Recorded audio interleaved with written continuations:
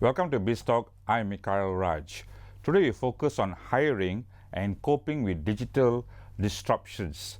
It's a big challenge across all industries given the rapid advancements in digital technologies. So how do you bring about organizational change, especially with regards to hiring effectively? How do industries in Malaysia find the right talent to transform, to change? Failing which, the other more important question is whether their earnings, markets, client base, and even more seriously, their relevance will be adversely affected by digital disruptions. The full details on BizTalk.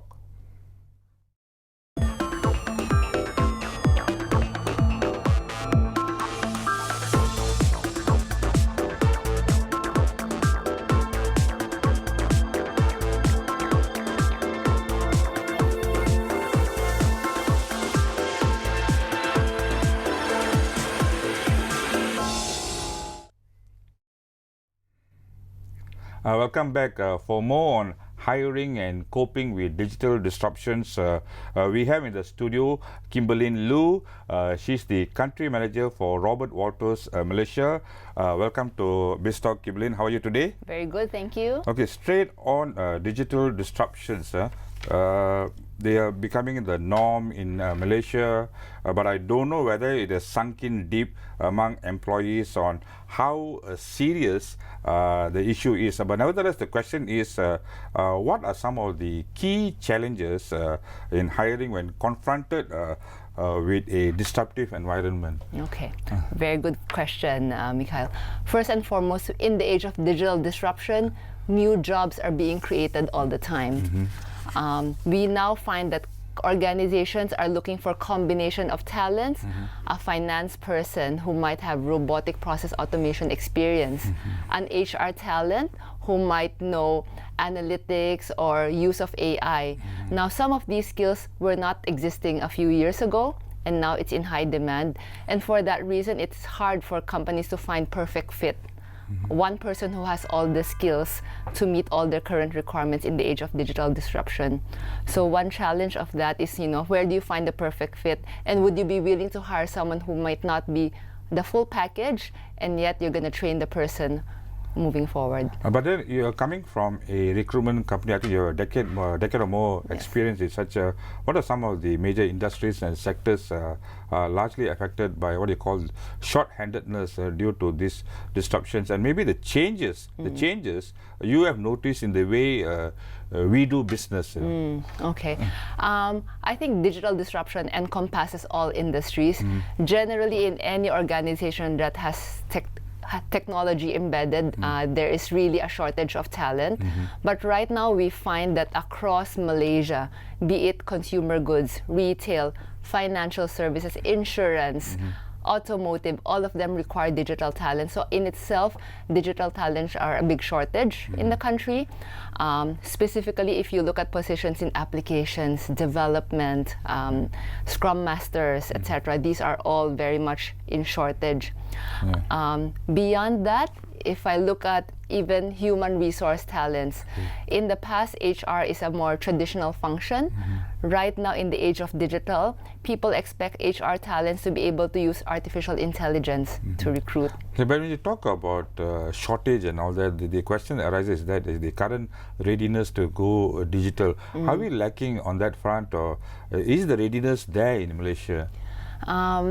I think we are definitely gearing for it. Obviously, the government is doing a lot to push I 4.0. But if the question is, are we there yet? We are not.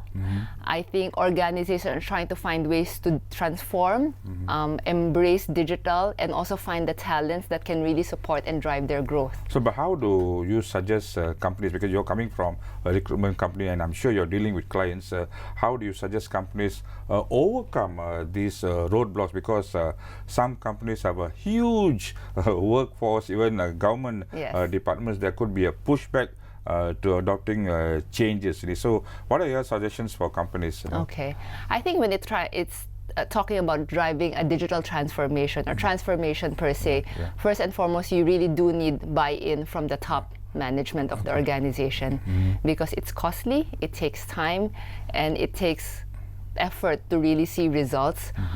So you really need buy-in from the top. Eventually, in that vision from the organization to what they want to transform to has got to be cascaded down to everyone in the organization. You will not be able to move the needle and transform an organization just by one person alone. So the important thing is the people, right? Okay. But how can a company use digital tools more effectively to hire? Okay, very valid point.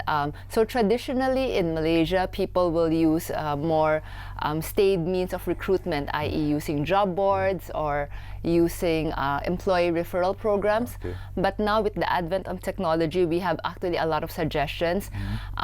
If companies are able to use video jobs, instead of posting written job adverts on websites or job boards, it becomes much more dynamic when they post a video ad of someone talking about the job. It makes it more dynamic, etc. You can also use digital to highlight your company, show videos of your organization. It creates employee branding. It gives job seekers a glimpse about what it's like to work in your company. I see. Okay, because the other thing, a more important thing also when companies want to transform in this digital era, you're talking about costing and all that.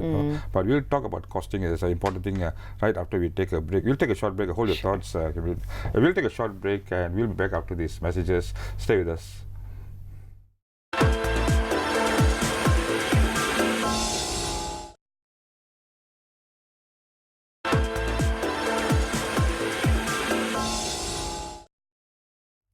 Welcome back.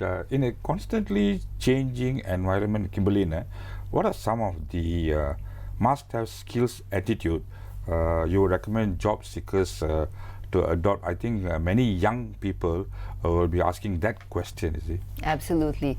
Really a must-have attitude, I would say, beyond skill sets is really learning agility. And why do I say that? Because we're talking about technology, and a skill that you might have right now and you're very good at may be obsolete in 24 months. Okay. So it's beyond that skill set. It's how well do you learn, how open are you to learning and taking on new experiences. I think these are very, very important for job seekers. This sounds like more like personal traits and all that, but what about the digital skills? You're talking about coding these days. Yes. Are they part of the whole Well, yes, it's a yes. If an organization is hiring for technical skill sets, I think that is the baseline. You definitely need to have that. But the reality is, one technical skill set that you might have today might be obsolete in 12 to 24 months' time. So what do you fall back on? You fall back on your ability to learn new skills. Okay. So the same question for employers, what do they need to do to hire? The skills and things like that. Okay. I think for employers to really hire strong digital talents, they need to be decisive, for one. It is very much a candidate short market in Malaysia, and we find that really good digital talents will easily have 5 to 6 job offers at any given time. So if you're an organization and you are dilly-dallying, trying to make a hiring decision, by the time you make that hiring decision, you would have lost your really good candidate. Okay. When you mentioned about shortage in Malaysia, about this kind of digital skills and all that, one of the issues that comes to mind is that the investment by the companies themselves. So generally the question is, do you think that companies should invest more to train employees to fit the company's needs, or still try to find ready-made fit? How do you change a large focus who are set in their ways, So the basic question is about investments in contrast to costing, Okay, absolutely. I'm glad you asked that question. It's something we are very passionate about. We really suggest to clients invest in their talents. You don't need to hire for perfect fit. You can hire someone who has high potential, a learner. the person might be a 70% fit for their job. Yeah. You invest and train them, and definitely they will be a lot more committed to the company. It also helps drive retention because an employee feels that the company has truly invested in my learning journey and my development. But how do you look at the perception of machines taking over jobs? Do you think the future is bleak for job seekers? Again, I stress on the fact that new job seekers, school leavers, and even university graduates would be very concerned about this. And the other problem that is affecting Malaysia is that many of our graduates are underemployed. So these machines, Yeah. I think that's a question everyone raises. We do think that definitely there are certain jobs that will be automated. With I 4.0, there are really certain jobs that are repetitive, manual, that have higher chances of being taken over by machines. However, on the more optimistic side, we clearly know that jobs that require creativity, problem solving, empathy, mobility, all of these will never be taken over by machines. I see. So I think it is our role to really equip our graduates critical thinking, problem solving skills, because these will never be automated. Okay, I also mentioned about relevance before. For the employees, what are the key skills or the key skills that keep employees relevant and valuable to an employer? Okay. Key skills that employers are looking for. Actually. So definitely, I mentioned for employees, definitely learning agility from candidates. They want candidates who can be something today, but willing to take on new tasks and responsibilities. Employers are always also looking for candidates who are willing to take on new projects and expand their skill sets. For example, someone could be a finance person today, but the person wants to take on new skill sets, starts being exposed to sales or business development. You now have a combination of two skill sets that make you more marketable, and your job won't be easily automated. So basically, what you're trying to say is that the employee of nowadays must be able to multitask in many areas. You can't be just set in whatever you've been doing for the past 10, 20, or even 30 years. But then it's easier said than done. How do you multitask? I think there are a lot of organizations who provide platforms for the employees to either multitask or give opportunities for the employees to take on new projects. Like I said, you could be a finance person now, but in the next 12 to 24 months, I might give you a business development project. You don't need to do both at the same time, but you now develop complementary skill sets. But then from your dealings with companies in Malaysia, employers in Malaysia, and human resource departments, observation in Malaysia, are local companies and businesses introducing changes to operations and management? Basically, are they proactive, putting digital transformation at the top of their list? Okay, I would say that's a yes and no. Okay, you're being honest and you're being playing safe. I think there are certain organizations, whether they're mid-sized or even SMEs, that really truly recognize how technology can leverage and propel their businesses, and they're willing to invest. And we've seen that happen. It takes financial commitment, it takes leadership and management commitment. I see. But is it, do SMEs turn to you in cases of recruitment? And is it easier for SMEs to sort of transform and change and incorporate and embrace digital technology rather than the big boys who are set in their ways with a huge workforce? Sure. So to answer your first question, definitely SMEs do turn to people like us. They do recognize the power of hiring great talents. So sometimes it might cost a bit, but the ROI is tremendous. Do they drive transformation? Yes, they definitely do as well. And sometimes, as you mentioned, it might be a bit easier because they're smaller, a bit more agile, smaller workforce, not as many people to win over.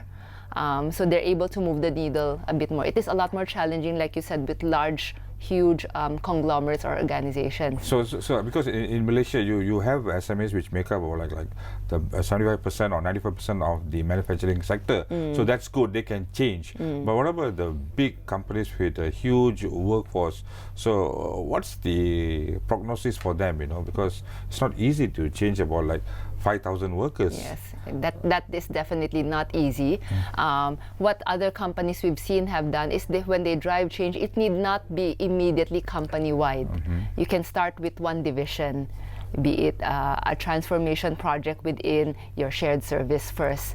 If it works, then you slowly cascade and expand that. It need not be immediate across the whole business. But talking about Robert Walters, they recently came out with a guidebook on the tech talent shortage. Question: does Malaysia lack technological talent? The answer is yes. Yes, but Yes. how do you, when you're talking to the companies and all that, what kind of feedback you get? In what areas are they really lacking? Okay, I think Malaysia is quite short in terms of really finding good developers, application developers, because there's such tremendous demand. So there's really a shortage in that area. Yeah, a lot more to talk about disruptions and hiring the right talent, but because these are things that we really have to look for, and Malaysia has to embrace and all that. Yes. But hold your thoughts. We'll take a short break and we'll be back after these brief messages. Stay with us.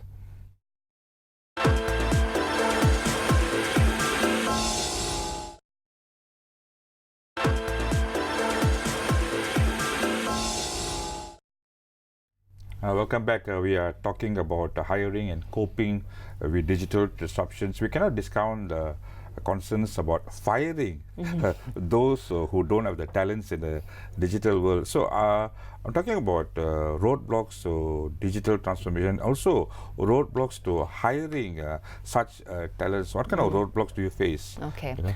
we find that digital talents, they come from very unique and diverse backgrounds. A typical digital talent could have had a regular stint in a consumer goods company, have left to do their own startup, maybe their own business, spend 2 years traveling. So their CVs will not read what a traditional CV might look like. Their tenure in each job might be a bit shorter, 2 years, 2 years. Now, when people have very traditional mindsets about what a good resume We're looks talking like, about the old people, right? Yeah. Okay. they might say they want to hire digital talents, but Okay. when they look at a CV like this, Okay. it might be unattractive to them. So a lot of it is about changing employers' mindsets as well about what a good talent looks like, especially in the digital space. Okay, but then we cannot discount the fact that whatever CV you're talking about, working experience is also very crucial. It is. When they want to recruit, you know. So how do you fit that into whatever you said just now? So I think, yes, working experience is definitely necessary, especially for certain skills that takes time to build. But sometimes when you're specifically talking about digital e-commerce talents, these are skills that only were developed the past maybe 4 or 5 years. So you're not gonna find someone who's been doing this 20 years ago. Okay. So the younger talents who have these kind of e-commerce digital skills might have a different lifestyle than what traditionally we had. Okay, I'm going to ask you a personal question. I'm talking about Sure. elderly people. Older people. They've been in the company for 30 years maybe. So for them to incorporate digital technology will be quite difficult. But you can't just sack them and all that. So how do you come in to help them and help employers for them to adopt and embrace such technologies, because they might be pushing back, you know, and they might be set in their ways. Absolutely. Really, it's about, yes, so those people with 20 to 30 years tenure definitely have very fixed certain skill sets. But however, it's never too late to learn a new one if they are open-minded and adaptable. A lot of the companies we find are actually even willing to reskill, send their valued employees for training and development to pick up a new skill. I think it's about For instance, like I said, because there's even reports that our Prime Minister finding it difficult to to adapt to some of the really latest technology, although he was the one or the catalyst who started the multimedia super corridor. Yes. You see, so that's exactly what I'm talking about. You see? Yeah. So what's the prognosis for us, you know? I think, well, there's really truth to that. Okay. To some, we would encourage them, you don't need to be at the forefront of digital, but at least embrace technology. Know that technology exists, learn it a bit for you to be able to aid your work. Because there's a fear that the older generation might become very irrelevant very fast Yes. in this fast-changing Yes. technological world that you are talking about, and the disruption that will bring. So, what's the choice for them? Yeah. You know? I think there's truth to that. If people do refuse to change, if people do refuse to evolve with the times and embrace new ways of working, they may become a bit more irrelevant. That's why we encourage talents of all ages. Yeah. And I emphasize of all ages to be willing to embrace new learnings. Even if you're 50, it's never too old to learn a simple technology. It need not be the most complex, but it shows your ability to learn and at least leverage on technology to make you do your job better. But then there are many companies who don't seem to take it seriously. They feel that maybe such technology is not really important for them. Maybe they're not looking further ahead. Yeah. Is that true? Well, fortunately for us as a recruitment firm, we've not seen that yet. Most of the companies who do come to us for hiring are very progressive in their outlook. Yeah, but that, having said that, we also noticed there's a lot of complaints that when you're coming to organizational transformation, especially the big companies, people seem to be working in silos, organizational silos and traditional way of doing things. You know, it creates barrier to digital transformation. Do you have a role to play to overcome these barriers? I think the role we play mainly is in the area of helping organizations find talents who can then start breaking down those barriers. Okay. Hiring strong digital transformation people or transformation people themselves who have the good project management and skill sets, being able to anticipate that people will be resistant. Okay. People don't want to collaborate and people will be resistant. How do you then break down those barriers and make people work together? So our aid there is to really find them talents who can help them do that. So your outlook from now, when you're talking about the world is changing so fast in Malaysia, and you're talking about some of the shortcomings in Malaysia, what is your outlook? Maybe looking into the crystal ball for the next decade or 2-3 decades, how will Malaysian businesses evolve, you know, in this world of disruptions? Okay. I do think that in Malaysia there really is appetite for businesses to embrace technology, recognize its importance, not to take over, you know, human beings' job, but the use of technology in order to really propel their businesses. Malaysians are very open-minded in terms of really listening how technology can help them and what kind of talent they need to really leverage of that. Okay, the other thing is that you're talking so much about this digital, but it's not so much about a digital strategy, right? It's rather than a business strategy. Yes. Am I right? Yes. How do you elaborate on that? You know, because it's not like hiring a chief digital officer. Yes. What we need is people to look at business in a whole new manner. How do you help companies to do that? Okay. Definitely, again, our support comes in the area of recruitment. Once upon a time, when we work with companies, their digital will always be outsourced to an agency. Okay. Now, because that's part of their digital strategy, as you said. Right now, it's not about digital strategy. The business strategy in itself includes a very huge digital piece. Okay. So our role, we help them bring digital talents in-house, so it's part and parcel and weaved into their businesses. Because we have seen the likes of Nokia, we've seen the likes of Kodak, and even recently there was a report about Western Digital in PJ. They're going to close down one of their plants because hard disk drives are no longer in demand. So, but it's only one of their plants and things like that. So, the concern is that whether such similar problems will affect other companies, and there'll be huge layoffs. We're talking about 3,000 layoffs any one company. Yes. So, do you have a vital role to play to ensure this does not happen, to impress upon employers to change? Yes. You know? Yeah. So really, the answer to that is really we have a strong advisory role to play. We really work as recruitment partners to our clients and really advise them that unless you are ready to embrace change in these certain areas, your business might become obsolete. Yeah, very quickly, how do we compare vis-a-vis other countries in ASEAN or even China, for the instance, in embracing digital technology? How does Malaysia fare? Sure. I might not have, you know, specific data on that, but I think definitely Malaysia is not at the back end. There's a very big digital investment, digital push in Malaysia. internet penetration is high. Yeah. People are on their mobile, so definitely embracing technology is part of the culture. I see. Okay, thank you, Giblin. I wish we had more time, but for that insight into hiring and coping with digital disruption, I hope to have you on board again to talk about further progress and how we have fared maybe a year from now. Okay. Thank you. That's all for Biz Talk today. Until the next time, bye for now.